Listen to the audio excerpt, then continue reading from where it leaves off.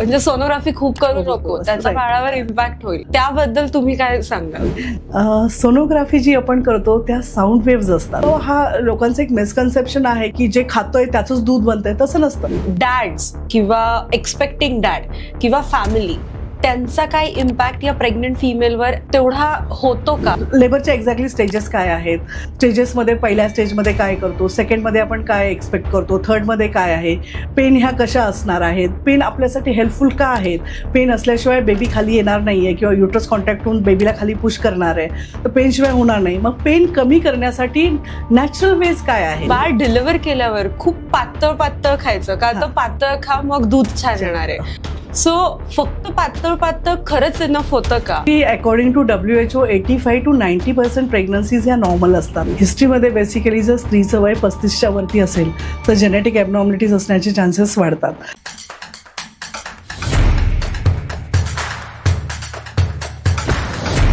नमस्कार, भारी लोक या मराठी पॉडकास्ट चॅनलमध्ये मी डॉक्टर सायली तुम्हा सर्वांचं स्वागत करत आहे.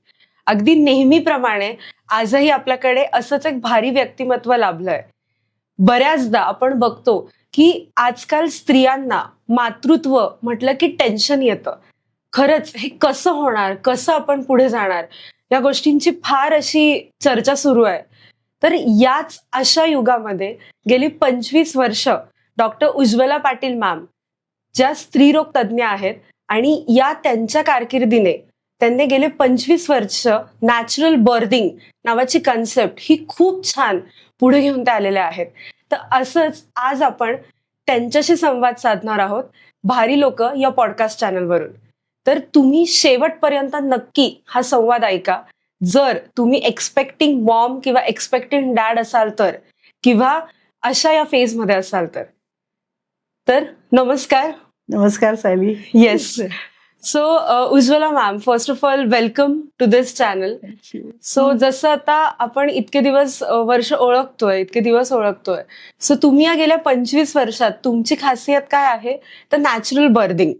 आणि आजकाल आपण जे बघतोय की प्रेग्नन्सी किंवा प्रेग्नन्सीमध्ये असे काही कंडिशन्स आहेत की ज्याच्यामध्ये खूप जणांना स्ट्रेसफुल फॅक्टर हा आहे की ही प्रेग्नन्सी किंवा हे 9 महिने म्हणजे निसर्गाने एक दैवी देणगी दिली आहे. आपण म्हणू शकतो की प्रत्येक स्त्रीला एका शरीरापासून दुसरं शरीर बनवायला.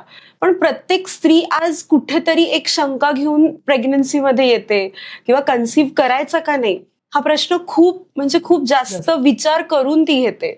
सो या अशा फेजमध्ये किंवा या अशा लाईफस्टाईल जी चेंज झालीये याच्यामध्ये तुम्ही नॅचरल बर्थिंग आणि लाईफस्टाईल याला कसं साध्य करू शकतो आणि काय करू शकतात, तुम्ही काय सांगाल? Okay. Actually according to WHO 85 to 90% pregnancies ह्या नॉर्मल असतात आणि त्या म्हणजे नॉर्मल डिलिव्हरी त्यांची होऊ शकते. पण सर्वात इम्पॉर्टंट कन्सेप्ट हा आहे की पेशंट कुठली म्हणजे जी स्त्री आहे ती खूप घाबरते आजकाल. ओके. आणि त्या घाबरल्यामुळे ॲक्च्युली सगळे प्रॉब्लेम्स वाढतात. सो एक 1800च्या सेंचुरीमध्ये 1819 सेंचुरीमध्ये एक ब्रिटिश ऑब्स्टेटिशियन होते, डॉक्टर ग्रँटली डेक्रेट. त्यांनी हा चाइल्ड बर्थ विदाऊट फिअर हा एक कन्सेप्ट आणला. आणि त्यामध्ये त्यांचं असं म्हणणं आहे की जेव्हा तुम्ही घाबरल्यानंतर तुमच्या बॉडीमध्ये स्ट्रेस येतो आणि टेन्शन होतं बॉडी, आणि त्यानंतर पेन वाढतं. आणि आपल्याकडे आजकाल जे मीडिया पोर्ट्रेट करतात की अरे नाही, हे खूप भयानक आहे, पेन खूप सिव्हिअर असतं, तुम्ही टॉलरेट करू शकत नाही, आणि caesarean section is a very easy way to come out of that. पण हे जर तुम्ही properly pre conception counselling during pregnancy तुम्ही जर प्रॉपर केअर घेतली तर तुम्ही नॉर्मल डिलिव्हरी ही आरामात अचीव्ह करू शकता. फक्त आता दुसरा एक प्रॉब्लेम झालेला आहे की लग्नाचं वय थोडंसं वाढलेलं आहे, ओबेसिटी आहे, सिडेंटरी जॉब आहेत, त्यामुळे काही इश्यू येतात. पण ते जर आपण प्रिकन्सेप्शन आधी सर्व जर टॅकल केलं तर बऱ्यापैकी प्रॉब्लेम सॉल्व्ह होऊ शकतो. येस.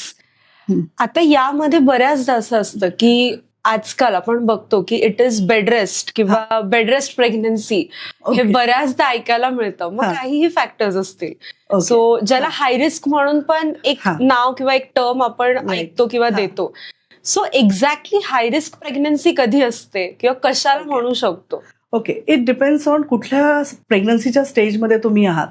आता जर फर्स्ट ट्रायमेस्टर असेल आणि फर्स्ट ट्रायमेस्टरमध्ये तुम्हाला ब्लिडिंग होत आहे किंवा तुम्हाला इंटरनल ब्लीड झालेलं आहे, तेव्हा तुम्हाला हॉर्मोनल सपोर्ट घ्यावा लागतो आणि रेस्ट घ्यावी लागते. नंतर काही काही वेळेस काहींचं शॉर्ट सर्विक्स असतं, म्हणजे पिशवीचं जे तोंड आहे ते लहान आहे, त्यामुळे जर वरतून प्रेशर आलं तर डिलिव्हरी होऊ शकते, विच इज प्रीटर्म. तिथे बाळाच्या जीवाला धोका असतो, तेव्हा तुम्हाला रेस्ट घ्यावी लागू शकते. प्लासेंटा प्रिव्ही आहे, म्हणजे प्लासेंटा जे मदर आणि बेबीमधलं कनेक्शन आहे, तो प्लासेंटा जर पिशवीच्या तोंडाशी इम्प्लांट झालेला असेल तर तिथे ब्लिडिंग होऊ शकते. प्लस सेकंड थर्ड ट्रायमेस्टरमध्ये काहींना जीडीएम असतो, म्हणजे जेस्टेशनल डायबिटीज, प्री क्लॅम्शिया किंवा हाय बीपी झालेलं असतं. अशा केसेसमध्ये तुम्हाला रेस्ट घ्यावी लागते. आणि काही कंडिशनमध्ये कंट्रोल्ड ॲक्टिव्हिटी आपण ॲडवाईज करतो, लाईक जेस्टेशनल डायबिटीस असेल किंवा प्री क्लॅम्शिया किंवा हाय बीपी असेल अशा केसेसमध्ये.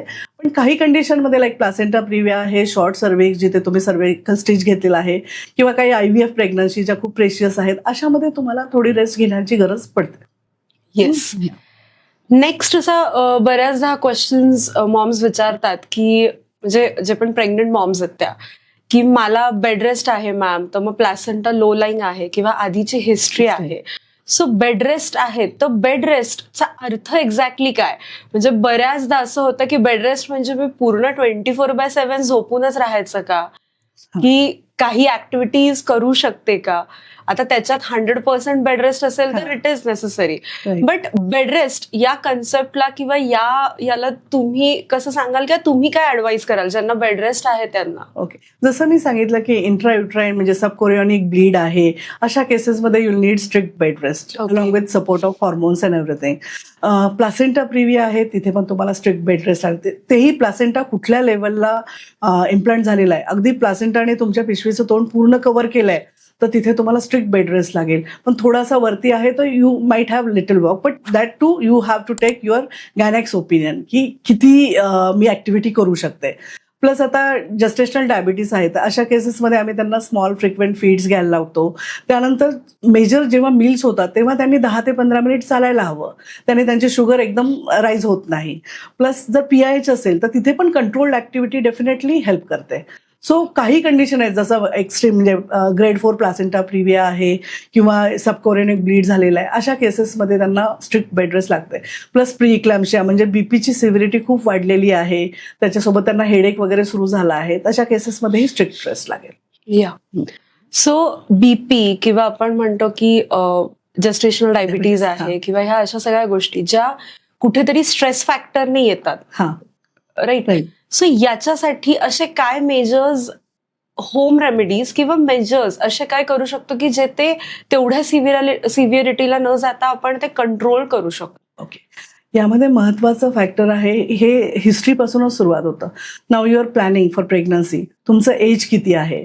सो एज तुम्ही 30-35च्या पुढे असाल, स्पेशली 35च्या पुढे, तुमची ओबेसिटी आहे, सिडेंटरी जॉब आहे, किंवा तुम्ही सेकंड टाइम कन्सिव्ह होत असाल आणि तुम्हाला मागच्या प्रेग्नन्सीमध्ये बीपीचा त्रास झालेला आहे, अशा केसेसमध्ये ही रिस्क जास्त असणार आहे.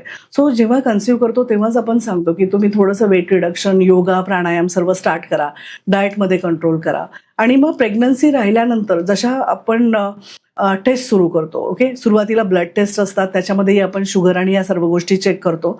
आणि एक 12 आठवडे झाल्यानंतर आपण एक NT स्कॅन करतो. NT स्कॅन करतानाच युट्राईन आर्टरी डॉपलर पण करतो आपण. त्याच्यामध्ये आपल्याला जर युट्राईन आर्टरीमधलं प्रेशर वाढलं असेल तर आपल्याला लक्षात येतं की ह्या पुढे बीपी वाढण्यासाठी प्रोन आहेत. इव्हन डबल मार्करमध्ये एक हॉर्मोन असतो पॅपे नावाचा, जर सपोज तो पण जास्त, त्याची पण लेवल कमी आली 0.5 पेक्षा, तरी आपल्याला लक्षात येतं की ही नंतर पुढे बाळाची वाढ कमी होऊ शकते किंवा तिचं बीपी वाढू शकतं. अशा केसेसमध्ये आपण आधीच एक इकोस्प्रिन नावाची टॅबलेट स्टार्ट करतो. आणि नंतर जेव्हा जसं 28 आठवडे त्याच्या पुढे प्रेग्नन्सी जायला लागते तेव्हा आपल्याला प्रॉपर फिटल मॉनिटरिंग म्हणजे रेग्युलर सोनोग्राफीज, डॉपलर स्टडीज आणि रेग्युलर चेकअपमध्ये वेट, बीपी, बाळाची ग्रोथ हे सगळं मॉनिटर करावं लागतं. Yes, thank you so much. आणखी एक, आता जसं तुम्ही म्हणालात की foetal monitoring, so that is via scans. So बऱ्याचदा असं म्हणजे काही जणांच्या असं बऱ्याचदा असे प्रश्न असतात किंवा काही जणांच्या आपण ऐकतो की जे आजी किंवा घरातले असे वयस्कर काही आहेत तर ते सांगत असतात की म्हणजे तू खूप जास्त स्कॅन नको करू, त्याच्यावर बाळावर इम्पॅक्ट होईल. सो म्हणजे सोनोग्राफी खूप करू नको, त्याचा बाळावर इम्पॅक्ट होईल. सो त्याबद्दल तुम्ही काय सांगाल? ओके, सोनोग्राफी जी आपण करतो त्या साऊंड वेव्ज असतात, त्यामुळे त्या बाळाला बिलकुल काहीही हार्म करत नाहीत. एक्सरे किंवा CT स्कॅन या गोष्टी ज्याच्यामध्ये रेज असतात त्या गोष्टी आपण अवॉइड करायला हव्यात. पण सोनोग्राफी तुम्ही अगदी आठवड्याला केली वगैरे तरी सुद्धा काही हार्मफुल नसते. उलट ती आपल्याला बाळाची व्यवस्थित ग्रोथ आणि हे सर्व दाखवते. सो आजकाल आपण बघतो की डाएट किंवा न्यूट्रिशन ही खूप मोठी इंडस्ट्री वेगळी झाली आहे. जे की कदाचित घरोघरी खूप सिम्पल, भारताला ते वरदान आहे की भारताचं डाएट हे खूप छान आहे. पण आजकाल असं बरंच काही ना काहीतरी वेगळे डाएट कन्सेप्ट असतात. मग ते लो कार्ब असेल किंवा कीटो असेल किंवा प्रोटीन रिच असेल अँड सो ऑन.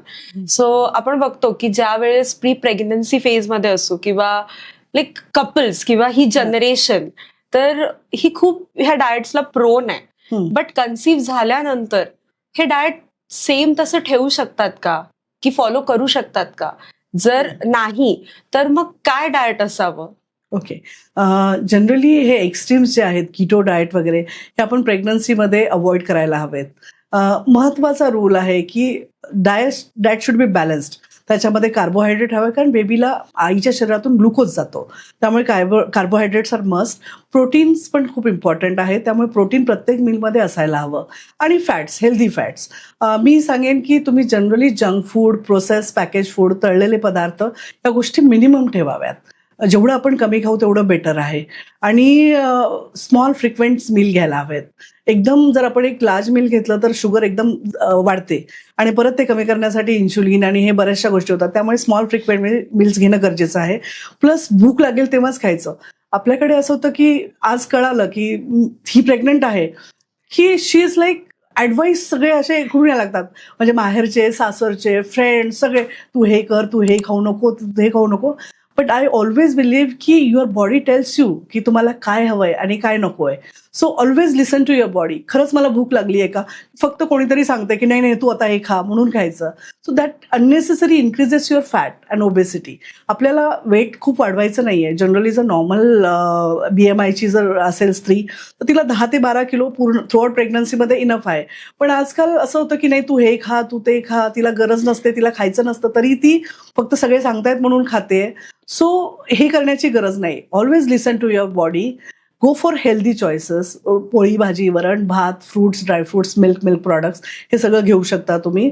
आणि काही गोष्टी जसं सांगितलं, जंक फूड अवॉइड करायचं किंवा मीठ वगैरे घेत असाल तर that should be properly cooked if you are eating that. या गोष्टींची काळजी घेतली तर जनरली प्रॉब्लेम येत नाही. येस. आणखी एक की बऱ्याचदा आता जसं तुम्ही म्हणालात की कन्सीव्ह झालं हे आज कळलं की इट इज डबल, सगळं जेवण डबल होतं. हा, हेच की बाळ डिलिव्हर केल्यावर खूप पातळ खायचं का, तर पातळ खा मग दूध छान येणार आहे. सो फक्त पातळ खरंच इनफ होतं का?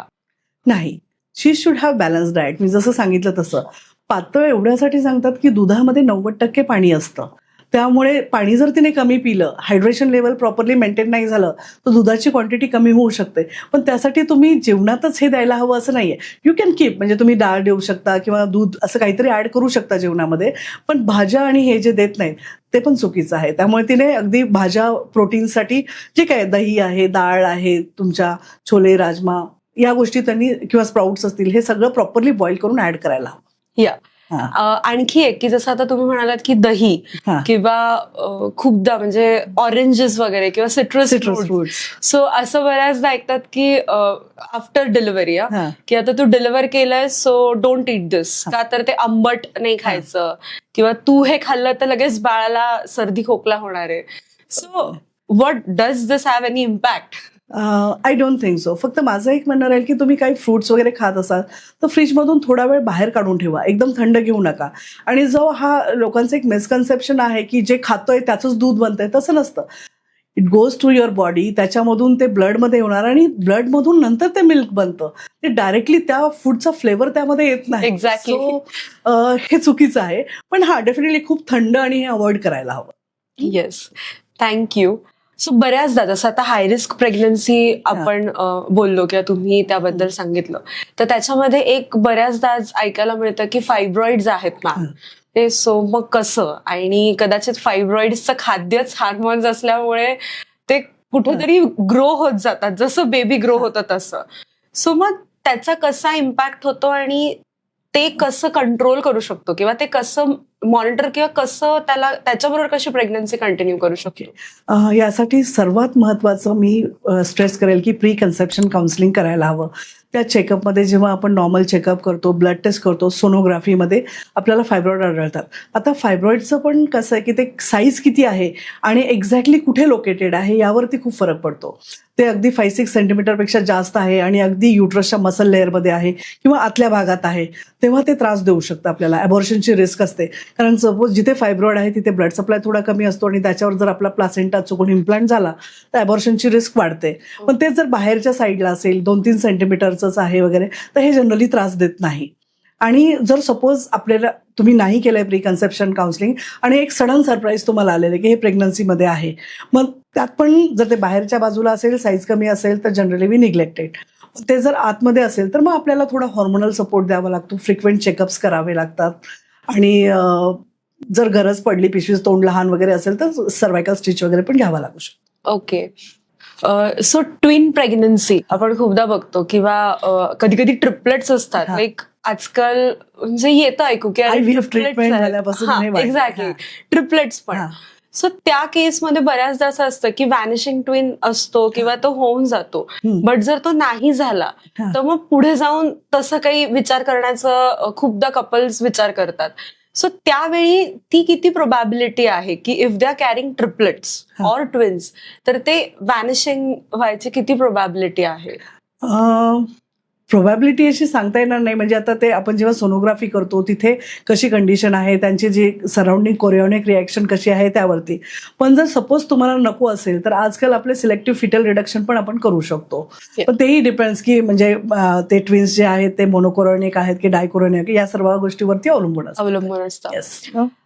आणखी एक आजकाल आपण बघतो की थॅलेसमिया हा. खूपदा म्हणजे हे माहिती नसतं की मी कॅरियर आहे किंवा खरंच Yes. मेजर आहे का मायनर हा. आहे, and we R living.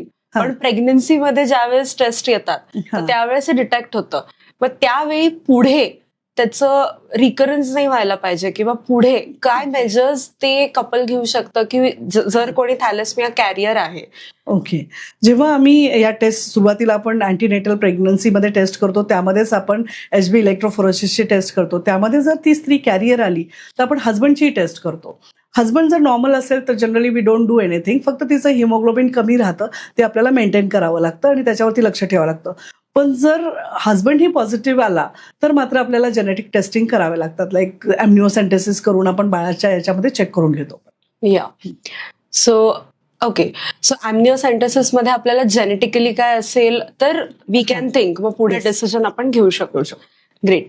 So जसं आता आपण तुम्ही म्हणालात की ॲम्निओसेंटेसिस, पण त्याआधी ॲम्निओसेंटेसिस कदाचित दिस इज दी लास्ट, हा. सगळं एंड हे आहे. Yeah. सो त्याआधी जे आपण एंटी स्कॅन्स करतो, त्याच्यानंतर मग मार्कर्स करतो, ओके, आणि मग मार्कर्स मध्ये जर काय आलं तर NIPT करतो, अँड देन इट इज ॲम्निओसेंटेसिस. हा. सो या सगळ्या फेज मध्ये बऱ्याचदा म्हणजे असं काही होऊन जातं की कपल्स एक्झॉस्ट होऊन जातात किंवा एक ते आपण असतं ना की शंका असते मनामध्ये, अरे काय येईल आता, पुढचा रिपोर्ट काय येईल, पुढचा रिपोर्ट काय येईल, बिकॉज हे प्रत्येकाला तर ऍडवाइज्ड नाहीये. This is if any special condition किंवा कोणाकोणाचे प्रोटोकॉल्स असतील तर त्यांना आहे. सो या जेनेटिक किंवा हे क्रोमोझोमल आजकाल जे आपण बघतो की हे जे ॲबनॉर्मॅलिटीज आहेत किंवा याचं प्रमाण वाढतंय, तर त्याला स्टार्टिंग पासून लाईक बिफोर प्रेग्नन्सी पासून कसं आपण हँडल करू शकतो किंवा कसं त्याचं पुढे वाढणार नाही किंवा मला हे आहे हे कसं आपण ओळखू शकतो? ओके. हिस्ट्रीमध्ये बेसिकली जर स्त्रीचं वय 35च्या वरती असेल तर जेनेटिक ॲबनॉर्मलिटीज असण्याचे चान्सेस वाढतात.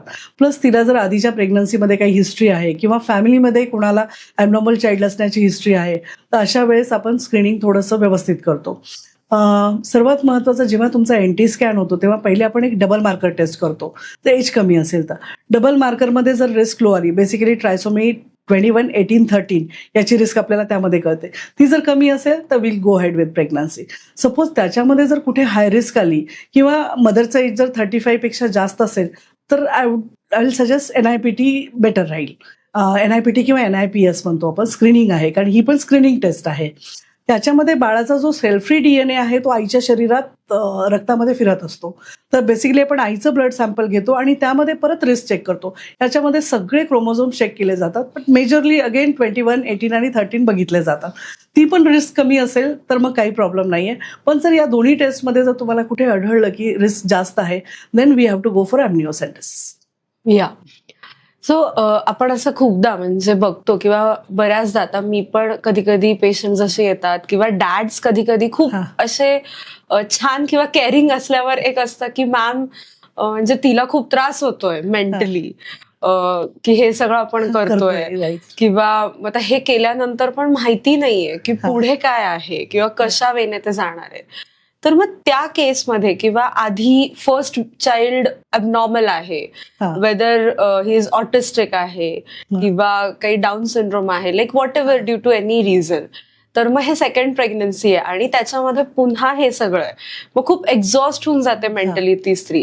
तर त्यावेळी कधी कधी असे कपल्स असतात की जाऊ द्या, हे नाही केलं तरी जे होईल ते होईल, लेट सी. पण त्यांना तुम्ही काय ऍडवाइस कराल, हे करणं नेसेसरी आहे का जर अशी हिस्ट्री असताना किंवा रिस्क जर त्या प्रेग्नन्सीमध्ये आधी आली आहे तर? Yes, 100% they should do it. आणि मी जे सांगितलं डबल मार्करमध्ये बऱ्यापैकी कळतं आपल्याला, NIPT मध्येही कळतं.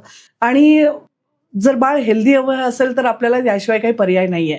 दुसरं जे तू म्हटलीस ऑटिझम, तर ऑटिझम ही जेनेटिक नाहीये, म्हणजे हे एन्व्हायरमेंटल आहे. त्यामुळे त्याच्यासाठी अशा कुठल्याही टेस्ट नाहीयेत आमच्याकडे. पण इन्क्रीजिंग मदर्स एजचं जर जास्त असेल वगैरे तर या केसेसमध्ये ते जास्त होऊ शकतं. प्लस आधीची हिस्ट्री असेल तरीही पॉसिबिलिटी असू शकते. पण त्याच्यासाठी अशी कुठलीही डायग्नोस्टिक टेस्ट आमच्याकडे सध्या तरी नाहीये. सो आफ्टर डिलिव्हरी आपण थेरपीज देऊनच Yes. त्या गोष्टी करू शकतो. ग्रेट. सो खूप छान. म्हणजे हे का? कारण की बऱ्याचदा असं होतं की फर्स्ट चाइल्ड काहीतरी आहे अँड देन सेकंड मला तसं नकोय, so I want to do something. So environmental factor जसं आपण बघतो की ADHD आहे आजकाल Yes. किंवा ऑटिस्टिक खूप बेबीज आहेत, तर हे जे डिजिटलायझेशन आहे, कदाचित डिजिटल वर्ल्ड आपण म्हणतो, त्याच्यामुळे इम्पॅक्ट त्याचा असावा. पण याचबरोबर जर कन्सीव्ह केलंय तर तेव्हापासून जर आपण काही मेजर्स या अशा गोष्टी घेतल्या, मग त्यात जेनेटिकली असेल त्याचबरोबर एन्व्हायरमेंट असेल, जर हा फॅक्टर तिथे छान इन्क्लूड केला तर डेफिनेटली याचं पुढे जाऊन आपण त्याच्या पॉसिबिलिटीज रिड्यूस करू शकतो. मे बी इथे गर्भसंस्कार.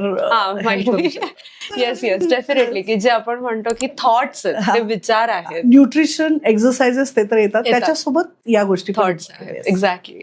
सो ज्या पण मॉम्स आहेत, एक्सपेक्टिंग असतील किंवा एक्सपेक्ट करत असतील, तर त्यांच्यासाठी आणि त्यांच्या घरच्यांसाठी डेफिनेटली हा एक पॉइंट खूप इम्पॉर्टंट आहे, जो बऱ्याचदा विचारला जातो की मॅम 4 वेळा सोनोग्राफी झाली आहे, बाळ तर ठीक असेल ना, त्या सोनोग्राफीमुळे काही इश्यू नसेल ना. तर जसं उज्ज्वला मॅमने सांगितलं की those are sound waves, so nothing to worry, ते तुम्ही करू शकता. येस. सो नेक्स्ट क्वेश्चन असा बऱ्याचदा असतो की डॅड्स किंवा एक्सपेक्टिंग डॅड किंवा फॅमिली, त्यांचा काय इम्पॅक्ट या प्रेग्नंट फिमेलवर ऍज अ गायनॅक तुम्ही काय सांगू शकाल की त्यांचा इम्पॅक्ट खरंच तेवढा होतो का, किंवा इम्पॅक्टफुल फॅमिली बॅकग्राऊंड किंवा बॅकग्राऊंड म्हणण्यापेक्षा आजूबाजूचं वातावरण हे त्या स्त्रियांसाठी खरंच तेवढं इम्पॅक्टफुल असतं का? डेफिनेटली. जर प्रेग्नंट स्त्री खुश असेल किंवा हॅपी असेल, डिपेंडिंग ऑन हर सराउंडिंग, त्यांनी सर्वांनी जर ही ऍक्च्युली काळजी घेतली की ती नेहमी खुश राहील, तिच्या प्रॉपर व्हिजिट होत आहे, ती व्यवस्थित खाते, ती एक्सरसाइज करते, तर हे जर सर्व झालं की तिची प्रेग्नन्सी पण चांगली राहते आणि त्यामुळे स्ट्रेस फ्री प्रेग्नन्सीमुळे कॉम्प्लिकेशन पण बरेचसे अवॉइड होतात, बाळाची ग्रोथ व्यवस्थित होते, BP, शुगर वगैरे हे होण्याचे चान्सेसही कमी होतात आणि डेफिनेटली प्रेग्नन्सी नॉर्मल आणि डिलिव्हरी पण नॉर्मल होण्याचे चान्सेस वाढतात. सो पार्टनरचा सपोर्ट खूप खूप इम्पॉर्टंट आहे, through out pregnancy also and during delivery also. Yes. So आजकाल लाईक डॅड्स म्हणजे that is husband's labour room मध्ये हवेत असं खूप स्त्रियांना वाटतं की ज्या वेळेस मी डिलिव्हर करते त्यावेळेस माझे पार्टनर की तिथे असायला हवे. बट बऱ्याचदा असं आपल्या इथे नाही अजून, किंवा तेवढं प्रचलित नाहीये, किंवा कधी कधी काही डॅड्सना वाटतं मी तिथे राहायला हवंय बट अलाव नाही करत. सो व्हॉट अबाउट दिस, म्हणजे हे आजकाल भारतामध्ये सगळीकडे आहे का, ही म्हणजे हे सगळे हॉस्पिटल्स देऊ शकतात का, किंवा देणं गरजेचं आहे का? आता आपण पार्टनर विषयी बोलतो, हजबंड विषयी, पण आपण जर आपल्या हिस्ट्रीमध्ये गेलो, जुन्या काळामध्ये तर एखादी स्त्री डिलेव्हर होत असताना तिथे दाई किंवा घरातल्या सगळ्या मोठ्या स्त्रिया अवेलेबल असायच्या, सगळ्या मिळून हे करायच्या. कारण जेव्हा तुम्ही त्या एक फिअरलेस वातावरणामध्ये असता, जेव्हा तुम्हाला वाटतं की नो मी इथे कम्फर्टेबल आहे, मी या लोकांवरती ट्रस्ट करू शकते, तेव्हा तिची भीती कमी होते. भीती कमी झाली की मसलमधला स्ट्रेस कमी होतो आणि जे काही आहे म्हणजे लेबरची प्रोग्रेस म्हणतो आपण ती खूप चांगल्या रीतीने होऊ शकते. सो मी जे लमास ट्रेनिंग केलंय त्यामध्ये पण आमचा हा रूल आहे की एक ट्रस्टवर्दी कंपॅनियन म्हणजे ज्याच्यावरती ती प्रेग्नंट स्त्री विश्वास ठेवते तो जर जवळ असेल तर डेफिनेटली तिचे कळांची इंटेन्सिटी कमी होते आणि लेबर फास्ट प्रोग्रेस होते. So I always believe in this की पार्टनर जो कोणी असेल, बहीण असेल, आई असेल किंवा हजबंड असेल, जर तिला वाटत असेल की हे माझ्यासोबत हवेत तर त्यांना ठेवलं पाहिजे सोबत. Thank you so much. आणि जसं आता तुम्ही म्हणालात की कोणीतरी म्हणजे जे कोणी like whoever is close to her, हा सो ते असायला शी पाहिजे. Can trust. एक्झॅक्टली. हा. आणि during that labour Labor, without any म्हणजे काही Inhibitions and काही all. असं न वाटतं. राईट. ग्रेट. सो आणखी एक की हार्मोन्स जे आपण म्हणतो प्रेग्नन्सी किंवा प्री प्रेग्नन्सी सगळं काही हे फिजिकली जेवढं दिसतं त्याच्यापेक्षा जास्त Yes. अवलंबून आहे हार्मोन्सवर. राईट. सो या हार्मोन्सचा काय एक्झॅक्टली रोल असतो, लाईक कुठले Okay. हार्मोन्स कसे रोल प्ले करतात, Okay. What you'll say during pre pregnancy as well हा. आणि कन्सिव्ह करण्यासाठी आणि ड्युरिंग प्रेग्नन्सी. ओके. मेजरली तर इस्ट्रोजन, प्रोजेस्ट्रॉन आपले हे हॉर्मोन्स असतात. जर पिरियड्स रेग्युलर असतील, सायकल रेग्युलर आहे तर जनरली त्यांचा डॉमिनन्स प्रॉपर ज्या स्टेजमध्ये पाहिजे, लाईक इनिशियल 15 डेजमध्ये इस्ट्रोजन जास्त असतो, नंतर ओव्ह्युलेशन झाल्यानंतर प्रोजेस्ट्रॉन सिक्रेट होतात. आणि प्रेग्नन्सीमध्ये हे हॉर्मोन्स दोन तर इम्पॉर्टंट आहे. यासोबत रिलॅक्सिन हॉर्मोन असतात. रिलॅक्सिन बेसिकली बॉडीचे सगळे जॉईंट्स वगैरे लूज करतात किंवा नंतर डिलिव्हरीसाठी बेबी त्या पॅसेजमधून पास व्हावं यासाठीही ते काळजी घेतात. नंतर इम्पॉर्टंट हॉर्मोन आहे ऑक्सिटोसिन, जे पार्टनरचा सपोर्ट जे मी सांगितलं तिथे, जेव्हा Wien you have someone loved one with you, oxytocin secretion जास्त होतं. आणि जे लेबरसाठी मेन हॉर्मोन आहे that is oxytocin which contracts your muscles. तर त्या मसल कॉन्ट्रॅक्ट करून जे बेबीला खाली पुश करतं. सो कोणी जवळचं असेल ऑक्सिटोसिन सिक्रेट होतं आणि त्यांनीही लेबर फास्ट प्रोग्रेस होण्यासाठी मदत होते. नंतर प्रोलॅक्टिन हॉर्मोन आहे, हे नंतर ऍक्ट होतं बेसिकली जेव्हा ब्रेस्ट मिल्क आणि हे होतं इजेक्शन रिफ्लेक्ससाठी ते इम्पॉर्टंट असतं. पण oxytocin also plays a very very important. या. हा. सो ऑक्सिटोसिन जे आपण म्हणतो तर हा. प्रेग्नन्सी असेल किंवा ड्युरिंग प्रेग्नन्सी असेल हा. तर त्यावेळी it is happy hormone which Yeah. We can say right. Yes. तर लव्हिंग Love हे hormone, आहे, we love can say. Hormone we Yes. Can say. So त्या केसमध्ये लाईक आजूबाजूला इफ इट इज हॅपी ते हा. Easily like Yes. आपण होणार म्हणजे हा. आपण म्हणतो ना की एखादी स्त्री खुश असेल हा. घरामध्ये तर ते घर हॅपी असतं. Right. Like even she is working, home maker, whoever it is, right. But if she is happy the whole family is happy. So same thing. तर आजकाल जे आपण बघतो म्हणजे हा कदाचित आपला पॉडकास्ट हा घरोघरी जाणार आहे किंवा प्रत्येक घरातली स्त्री बघणार आहे, तर हा कदाचित अशा गावोगावी पण जाईल जिथे आपण बघतो म्हणजे आजकाल की काही हॉस्पिटल्स किंवा काही लेबर रूम्स मध्ये जायला स्त्रिया घाबरतात. बट जे की कदाचित थोडं मेट्रो सिटीजमध्ये इट इज लाईक आपण जिथे असतो तर तिथे जसं आता मी म्हणाले की कोणीतरी पार्टनर किंवा कोणीतरी नोन पर्सन किंवा विश्वास ठेवणारे असं कोणीतरी एक लेबर रूम मध्ये अलाव करतात येस. ज्या आधी हे करून. सो ह्या अशा केसेसमध्ये म्हणजे जी स्त्री त्या ठिकाणी आहे किंवा जिथे आजूबाजूचं वातावरण तिला नाहीये तेवढं नाही सपोर्ट करत आहे किंवा अशा ह्या केसेसमध्ये त्यावेळेस ती अशा कोणत्या ऍक्टिव्हिटीज करू शकते की तिला स्वतःला हे करायला. जसं आता तुम्हालाही माहितीये की विष्णू सर लाईक इतके वर्षांपासून आपण गर्भसंस्कार करतोय किंवा या सगळ्या गोष्टी करतोय. सो याचा इम्पॅक्ट तिला फायदा होईल का किंवा इथल्या स्त्रियांना किंवा कुणीही स्त्री असेल whether she is working or not, will it be impactful for this oxytocin secretion? 100% हे इम्पॅक्ट होतं. ओके. जे काही आपण विचार करतो आपले पॉझिटिव्ह किंवा निगेटिव्ह थॉट्स असतात. बेसिकली जेव्हा आपण हे गर्भसंस्कार करतो तेव्हा पॉझिटिव्ह थॉट्सवरती पण फोकस केला जातो. Plus positive visualisation, meditation, even music आपण हे करू शकतो. आता तिथे किती पॉसिबल आहे लेबरमध्ये सांगता येत नाही, पण जर त्यांनी अलाव केलं you can listen to this calming music. Okay. Lights थोड्या डिम केलेल्या बेटर असतात, पण आता तेही प्रत्येक लेबर रूमवरती अवेलेबल आहे कसं आहे ते. पण जेव्हा तुम्ही पॉझिटिव्ह माइंडसेटनी जाता, वेन यू हॅव नॉलेज की what is exactly happening with your body, plus एक तुम्ही व्हिज्युअलायझेशन केलेलं असतं, पॉझिटिव्ह अफर्मेशन केलेले असतात, त्यामुळे भीती कमी झाल्यामुळे डेफिनेटली पेनची इंटेन्सिटी कमी होते आणि तुम्ही त्या याच्यातून you can sail through that. Okay, positively. Yes yes. So great. Like जे आपण ट्रान्स म्हणतो, हा. जे विष्णू सर देतात, किंवा जसं तुम्ही आता हे केलं की व्हिज्युअलायझेशन, व्हिज्युअलायझेशन आहेत, राईट. तर ते ओव्हरऑल प्रेग्नन्सी करणं पण तेवढंच हा. नेसेसरी आहे. ग्रेट. सो नेक्स्ट क्वेश्चन हा असा की बऱ्याचदा म्हणजे असं आपण बघतो की सी सेक्शन थोडंसं हे झालं की ती आई त्यावेळी तिला माहिती नसतं की हे असं पेन येणार आहे इफ शी इज प्रायमी किंवा फर्स्ट टाइम मॉम आहे. सो ती खूप घाबरून जाते आणि मग चलो सी सेक्शन करूया. सो त्यावेळी तुम्ही काय सांगाल की कुठल्या वे पर्यंत किंवा कुठल्या इंटेन्सिटी थ्रेशोल्ड पर्यंत शी कॅन गिव्ह हर बेस्ट, की ती नॉर्मली किंवा नॅचरली डिलिव्हर करेल? ओके, यात मी थोडंसं मागे जाईल. मी जसं सांगितलं, भीतीमुळे पेन खूप वाढतं आणि Wien you don't know exactly what is happening with you, uncertainty आहे, माझं बाळ कसं बाहेर येणार आहे हे मला माहीत नाही, तेव्हा भीती आणि पेन हे सगळंच वाटतं.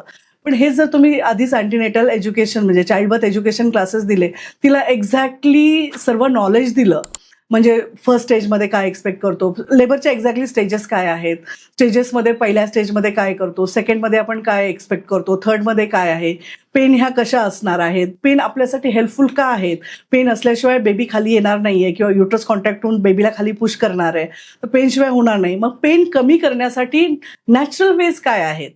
हॉस्पिटलमध्ये आमच्यासाठी आम्ही नंतर इंजेक्शन्स काही देऊ शकतो, एपिड्युरल एनाल्जेसिया पण असतो, पण natural ways like you have to keep moving, थोडंसं सगळं नॉर्मल असेल तर. ऑफकोर्स मी हे अनकॉम्प्लिकेटेड प्रेग्नन्सीबद्दल बोलत नाहीये, I am talking about normal जिथे कॉम्प्लिकेशन कमी आहेत. So you can walk, you can eat something light, then ज्या आपले एक्सरसाइजेस आहेत लाईक स्क्वॅट्स आहेत, लंजेस आहेत, हे करू शकता. पार्टनरचा support, partner can give you massage, back rub. नंतर जर एकदम शांत वातावरण असेल तिथे, तुम्ही कामिंग म्युझिक ऐकत असाल तर डेफिनेटली हे पेन कमी होतं. Plus even water is very good medium, म्हणजे वॉटर इमर्शन असो किंवा तुम्ही अगदी शॉवर, हॉट शॉवर घेतला वगैरे, तरीही पेन बऱ्यापैकी इंटेन्सिटी कमी व्हायला लागते. सो हे नॅचरल अशा बऱ्याच मेथड्स आहेत ज्या त्यांना आधीच आपण शिकवल्या, तर पेनची इंटेन्सिटी कमी होते. प्लस अपराईट पोझिशनमध्ये ग्रॅव्हिटीमुळे बाळ बरंच खाली यायला लागतं, त्यामुळे जो टाइम जास्त लागणार असतो तो पण आपला कमी होऊ शकतो. येस. आणि नॅचरल पेन्स ह्या डेफिनेटली जर आपण कम्पेअर केलं इंड्युस्ड पेन आणि नॅचरल पेनमध्ये, नॅचरल पेनची इंटेन्सिटी ही नेहमी कमी असते. Okay okay. सो डेफिनेटली जसं तुम्ही म्हणालात की child birth education that is labour management which we can say, किंवा लमाज आहे, टेक्निक्स आहेत. Lamaze is a type of child birth education, major is child birth it is breathing. No, breathing plus all manoeuvres which can reduce the pain that we have to taught her. Yeah जे आपण जसं GSC मध्ये already like third trimester, especially जे third trimester GSC moms आहेत तर त्यांना आपण देतो. So amazing. सो याच्यामध्ये एक तुम्ही म्हणालात की it is like upright position, right, which is easy. Okay. किंवा सेकंड थिंग तुम्ही एक मेन्शन केलं की नॅचरल जर पेन झाले तर इंटेन्सिटी कमी असते. पण बऱ्याचदा असे मॉम्स आहेत किंवा असे प्रेग्नेंट फिमेल्स आहेत, दे आर लाईक 40 वीक पर्यंत आल्यात, but there are no natural pains. So त्या केसमध्ये काय करायचं त्यांनी? ते थांबू शकतात की व्हॉट ऑल थिंग्स म्हणजे ते इंड्यूस नॅचरली करायला काही करू शकतात का? नॅचरलमध्ये परत इंडक्शनसाठी same movement, exercises that she can do. Second thing, even थोडंसं सॉफ्टनिंगसाठी आपण खजूर वगैरे खाऊ शकतो, 4 ते 6 खजूर. रास्बेरी ट्री आहे पण ते आपण इंडियामध्ये एवढं फॉलो करत नाही. इवन दे से की स्पायसी फूड पण इंड्यूस करतात, पण already we Indian eat lot of spicy food. आयुर्वेदामध्ये एक मेथड आहे कॅस्टर ऑइल, पण generally we as a allopathy person we don't do it. नंतर एक जेव्हा चेकअपला येते स्त्री आमच्याकडे तेव्हा 40 वीक्स झालेले असेल तर आम्ही इंटरनल चेकअप करतो. त्यामध्ये स्वेपिंग, स्ट्रेचिंग ऑफ मेम्ब्रेन्स जे हॉर्मोन सिक्रेट करते आणि लेबर इंड्यूस करू शकते. सो ह्या सर्व मेथड्स आपण ट्राय करू शकतो. यामध्ये नाही झालं तर मग आपण प्रत्येक स्टेजला डॉपलर करून किंवा होमोग्राफी करून बाळ कसं आहे हे चेक करतो आणि त्यानंतर जर थांबू शकत असेल तर एक आठवडा अजून थांबू शकतो, पण पॉसिबिलिटी नसेल तर मग इंडक्शन करावं लागतं. करू शकतो. ओके. आणि नेक्स्ट जसं मी म्हणाले की आपल्या इथे सुपाईन पोझिशन मध्ये बर्थ देणं हे कदाचित हेच आहे आता जेवढं आपण majorly like 90 to 95%. So upright जसं आपण भारताबाहेर बघतो की असे वेगळे वेगळे कन्सेप्ट आहेत, लाईक वॉटर बर्थिंग आहे किंवा अपराईट पोझिशन मध्ये लाईक बर्थ देणं आहे. सो त्याला कसं म्हणजे त्याबद्दल तुम्ही काय सांगाल की व्हॉट एक्झॅक्टली की सुपाईन आपण इथे आहे, सो प्रत्येक स्त्रीला ते इझी असेल का किंवा असतं का? ओके, जशी हिस्ट्री इव्हॉल्व झाली तसं मे बी डॉक्टरांच्या कम्फर्टसाठी सुपाईन पोझिशन इन्व्हेंट केली गेली. ओके, सो आधी जर आपण बघितलं तर स्त्रिया बसून किंवा तिला पूर्ण सपोर्ट सर्व द्यायचे आणि त्यानुसार डिलिव्हरी व्हायची अपराईट पोझिशनमध्ये. सो अपराईट पोझिशनमध्ये पुश करणं ही खूप इझी असतं. Even you can come on all your force किंवा डॉर्सल साईडला केलं तर ते बेस्ट आहे. सुपाईनमध्ये अजून एक प्रॉब्लेम होतो की तुमचं जे बेबी आहे ते बेबी जे मेजर वेसल्स असतात त्याला कॉम्प्रेस करतं आणि त्यामुळे जो रिटर्न ब्लड सप्लाय बाळाला येतो तो फार कमी असतो. मग बाळ डिस्ट्रेसमध्ये जाण्याचे चान्सेस तिथे खूप वाढतात. त्यामुळे आयडियली नॅचरल बर्थिंगच्या दृष्टीने जर विचार केला तर सुपाईन पोझिशन शुड बी अवॉइडेड. पण बऱ्यापैकी आजकाल आम्ही अजून ते यूज करतो सुपाईन पोझिशन. ओके, हा, पण if you have good support proper हे तर मला वाटतं सुपाईन पोझिशन अवॉइड करायला हवं. या सो इंडियामध्ये किंवा तुम्ही like in future do you think की असं नॅचरल बर्थिंग्स Yeah. काही तुम्ही इन्क्लूड कराल का किंवा करण्याचा विचार आहे का? मी आता एक नवीन हॉस्पिटल आम्ही प्लॅन करतो आहे. त्याच्यामध्ये definitely like LDR concept, room मध्येच डिलिव्हरी करणे, ओके, वॉटर बर्थिंग हे सर्व आम्ही Okay. इन्क्लूड करणार आहोत. Amazing. So I wish it would be in Pune. Yes, so it is वाईट बी अजून त्याचे जे पण असेल इट इज सरप्राईज किंवा वेनेवर येईल आपण त्यावेळेस नक्कीच जे कोणी आपल्याला ऐकतंय विल लेट यू नो. कदाचित हे ऐकून जे पुण्यात आहेत किंवा पुण्याच्या जवळ असतील त्यांना एक छान असं हे मिळालं असेल की येस, रिलीफ असेल की येस मी इंडियामध्ये राहूनही I can do this natural berthing.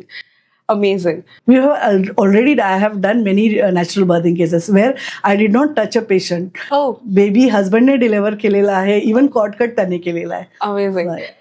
So this can happen. Yes, This can happen. Definitely. Yes. So आता आपण प्रेग्नन्सी बद्दल बऱ्याच या गोष्टी डिस्कस केल्या. तर बऱ्याचदा हा प्रश्न असतो की डिलिव्हर मी केलंय पण मला दूध येत नाहीये. लाईक 3 दिवस झालेत, 1 आठवडा झालाय, अजून ब्रेस्ट मिल्क सिक्रीट नाही झालंय, मी सगळं डाएट छान ठेवलंय, सगळ्या गोष्टी करतेय. सो त्याबद्दल तुम्ही काय सांगाल की डिलिव्हरी झाल्या काय असे मेजर्स घ्यायला हवेत की दूध यायला थोडंसं लवकर ते दूध येईल? ओके, न्यूट्रिशन आणि या सर्व प्रेग्नन्सीमध्ये पूर्ण रोल प्ले करतं. प्लस डिलिव्हरी झाल्यानंतरचा जो 1 तास आहे तो गोल्डन आवर असतो. त्यामध्ये जर इमिजिएटली ब्रेस्ट फिडिंग, बेबीला जर ब्रेस्टला आपण लावलं, बेबी स्टार्ट सकिंग. आणि दूध कधी येतं जेव्हा बेबी सक करायला लागतं तसं आईच्या बॉडीमध्ये रिफ्लेक्स जातात आणि लेट डाऊन रिफ्लेक्स होऊन ऑक्सिटोसिनने बेबीला मिल्क यायला लागतं. सुरुवातीचे 2-3 दिवस असंही दूध कमी असतं, ते आपण त्याला कोलेस्ट्रॉम म्हणतो, which is sufficient for the baby. आणि त्यानंतर प्रॉपर 3-4 दिवसापासून प्रॉपर फ्लो यायला लागतो. पण जो हा पहिला तास असतो हा खूप इम्पॉर्टंट आहे. यामध्ये बाळाने व्यवस्थित सक केलं, एक तर त्यालाही सवय होऊन जाते ते कसं सक करायचं ते, आणि ऑटोमॅटिकली लेट डाऊन रिफ्लेक्स होऊन दूध व्यवस्थित यायला लागतं. सो या 1 तासामध्ये जनरली मग ते सीझर वगैरे झालं असेल तर त्याला आम्ही जेंटल सिझेरियन सेक्शन म्हणतो की डिलिव्हरी झाल्या बेबीला एक दुसरे स्टाफ जे असेल, सिस्टर असेल, ते पटकन घेऊन येते आणि त्या साईडने फिडिंग पण चालू करतो. ग्रेट. ओके, सो हे प्रत्येकासाठी लाईक जे पण डिलिव्हर करणार आहेत किंवा या प्रोसेसमध्ये आहेत त्यांच्यासाठी खूप छान टिप आहे आपण म्हणू शकतो की after delivery any mode, whether it is normal, whether it is C section, like तुम्हाला आधीच तुमचे जे पण डॉक्टर्स आहेत किंवा आजूबाजूला असिस्टंट आहेत तर त्यांना तुम्ही सांगून ठेवू शकता की विदिन अन आवर म्हणजे डिलिव्हर केल्या जरी ते तेवढ्या शुद्धीत असतील किंवा नसतील ती आई, तरी ब्रेस्टला लावून ठेवणं नेसेसरी आहे. सो दॅट पुढे ब्रेस्ट मिल्क सिक्रीट किंवा ब्रेस्ट मिल्कचं सप्लाय जेवढं यायला तर इट इज गुड, ते प्रोग्रेस छान होईल. Great.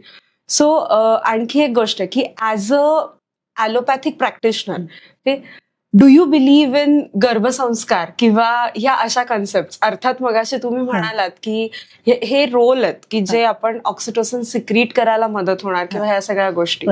So what impact does it play? जसं आपण बघतो की आजकाल म्हणजे प्रत्येक जण म्हणजे कुठली स्त्री असेल, इव्हन गव्हर्नमेंट हॅज प्रोव्हाइडेड अशा काही गोष्टी आहेत जे फिजिकल डेव्हलपमेंटसाठी त्या आईच्या किंवा नॉर्मल आपण शिदा म्हणतो किंवा अशा काही गोष्टी गव्हर्नमेंट पण प्रोव्हाइड करतं. लाईक म्हणजे जे पण इम्युनायझेशन आहेत ते प्रोव्हाइड करतात, जे नॉर्मल जे 4 आपले नॉर्मल स्कॅन्स असतात प्रेग्नन्सीमध्ये, even that is provided. But त्या आईचा इमोशनल किंवा मेंटल स्टेबिलिटी हा. याच्यावर कदाचित अजून तेवढा विचार कोणी केलेला नाही नाही. असं दिसतंय हा. किंवा जे आपण बघतोय. सो बाळ जे आहे तर ते 9 महिने ओव्हरऑल स्ट्रक्चरली म्हणजे फिजिकली तर डेव्हलप होत आहे, बट त्याचे जे पण विचार आहेत किंवा आचार आहेत, जे इमोशन्स आहेत, हे पण तर गर्भात असताना डेव्हलप होत आहे. सो व्हॉट अबाउट इट की त्याला म्हणजे जसं आज इतके वर्ष झालं विष्णू सर किंवा जीएससी टीम म्हणू शकतो, जे तुम्ही खूप जवळनं बघितलंय. सो जे आपण हे करतोय तर ते खरंच as a allopathic practitioner do you believe की हे खरंच इम्पॅक्टफुल होतं की नाही होत? What do you? Yes. As a mother, okay, allopathic practitioner also as a mother also I believe in गर्भसंस्कार. माझा आज मुलगा 24 वर्षाचा आहे, पण मी त्याच्या वेळेस तेव्हा खूप असे गर्भसंस्कार केंद्र अवेलेबल नव्हते, पण मी तेव्हा लोणावळ्याला जाऊन मनशक्तीमध्ये गर्भसंस्कार केले होते. कारण परत everything boils down to one thing की mother should be happy, she should think properly. Okay, त्याच्यामध्ये तुम्ही मदरच्या फिजिकल हेल्थवरती पण लक्ष देताय, तुम्ही त्यांना प्रॉपर न्यूट्रिशन सांगताय, काय खायचंय काय नाही करायचंय गर्भसंस्कारमध्ये. त्याच्यात तुम्ही एक्सरसाइजेस लाईक योगासना आहे, प्राणायाम आहे, प्राणायाममध्ये डीप ब्रिदिंग खूप मॅटर करतं. एक तर तुमचा ऑक्सिजन पण बेबीला वाढतो, दुसरी गोष्ट जेव्हा पेन आणि या गोष्टी आहेत त्या टॉलरन्समध्येही खूप मदत करतो. प्लस आत्ता प्रूव्हन आहे की भ्रामरी, अनुलोम विलोम हे सर्व जे प्राणायाम आहेत हे तुमचं बीपी कमी करण्यासाठी मदत करतात. सो फिजिकल याचे आपण काळजी घेतोच आहे, मेंटली पण जे काही पॉझिटिव्ह अफर्मेशन्स आहेत, व्हिज्युअलायझेशन आहेत, किंवा आपण एक फॅमिलीला पण जनरली गर्भसंस्कारमध्ये इन्व्हॉल्व करतो की how to keep that woman एकदम स्ट्रेस फ्री आणि हॅपी. ओके, कारण ती खुश राहिली, ती स्ट्रेस फ्री राहिली की बॉडीमध्ये जी आपण म्हणतो सिम्पथॅटिक नर्वस सिस्टीम ती ऍक्ट होत नाही. ती ऍक्ट झाली की सगळे तुमचे व्हेसल्स कॉन्स्ट्रिक्ट होतात. Even baby perceives that stress. Plus after 24 weeks of pregnancy baby can hear whatever is happening nearby. म्हणजे तुम्ही जर त्याच्याशी प्रॉपर जे काय आहे तुमचे मंत्र आहेत किंवा तुम्ही त्याच्याशी बोलताय, त्याच्याशी कुठले असे प्रॉपर सॉंग्स आहेत ते तुम्ही ऐकवता, ते बाळ हे ऐकतं सर्व. आणि तुम्ही खुश असाल तर डेफिनेटली बाळ खुश राहतं आणि ती प्रेग्नन्सी पण व्यवस्थित राहते आणि डिलिव्हरी पण व्यवस्थित होऊ शकते. या, सो तुम्ही काय ऍडवाइस कराल की करायला हवं की नाही करायला हवं? येस, डेफिनेटली करायला हवं. Yes. So thank you so much ma'am. Like इतकं छान म्हणजे खूप छान वे मध्ये तुम्ही सगळ्या गोष्टी एक्सप्लेन केल्या, जे डेफिनेटली म्हणजे आज जी पण स्त्री जर ऐकणार आहे किंवा त्या स्त्रीच्या घरातले जे कोणी ऐकत असतील तर त्यांना नक्कीच तुम्ही आज आपण जे पण तुम्ही डिस्कस केलं आपण किंवा ज्या पण गोष्टी, जे नॉलेज तुम्ही शेअर केलं, जे खूप छान टिप्स आपण म्हणू शकतो, जे त्या गर्भवती स्त्रीला किंवा तिच्या फॅमिलीला कसं इझी वे मध्ये पुढे जायला मदत होईल, तर यासाठी खरंच thank you so much. And I wish खूप लवकर आपण पुन्हा भेटूया. येस. माझं सर्वांना एकच सांगणं की प्रेग्नन्सी ही नॉर्मल असते. आपण जर पॉझिटिव्हली विचार केला, त्याप्रमाणे व्यवस्थित न्यूट्रिशनची काळजी घेतली, तुमच्या अँटीनेटल व्हिजिट्स व्यवस्थित ठेवल्या, योगा प्राणायाम व्यवस्थित एक्सरसाइज केल्या आणि पॉझिटिव्ह हॅपी माइंडसेट ठेवला विथ नॉलेज. मी माझं प्रत्येकाला सजेशन राहील की त्या सर्वांनी चाइल्ड एज्युकेशन क्लास पण अटेंड केला पाहिजे. एक्झॅक्टली माझ्या शरीरात प्रत्येक गोष्ट आपण डॉक्टरवर सोपवू शकत नाही. एक्झॅक्टली मला काय होत आहे किंवा माझ्यासोबत काय घडणार आहे, जसं मूव्हीमध्ये दाखवत आहेत तशी डिलेव्हरी नसते. डिलेव्हरीच्या स्टेजेस काय हे सर्व समजून प्रत्येक स्त्रीने घेतलं पाहिजे. त्यानुसार तिची भीती कमी व्हायला आणि डेफिनेटली नॅचरल बर्थिंग किंवा नॉर्मल डिलेव्हरीचा रेट पण बराचसा वाढेल. एकदा भीती केली की generally this woman is empowered, आणि एम्पॉवरमेंट झाली की जनरली ती सर्व काही करू शकते. धन्यवाद. तुम्ही हा पॉडकास्ट शेवटपर्यंत ऐकलात त्याबद्दल. आणि डेफिनेटली अशाच अपकमिंग नवीन पॉडकास्ट, असे इन्फॉर्मेटिव्ह पॉडकास्ट बघण्यासाठी, अनुभवण्यासाठी हा चॅनल सबस्क्राईब करा आणि भेटूया पुन्हा भारी लोक या पॉडकास्टमध्ये. तोपर्यंत थँक्यू.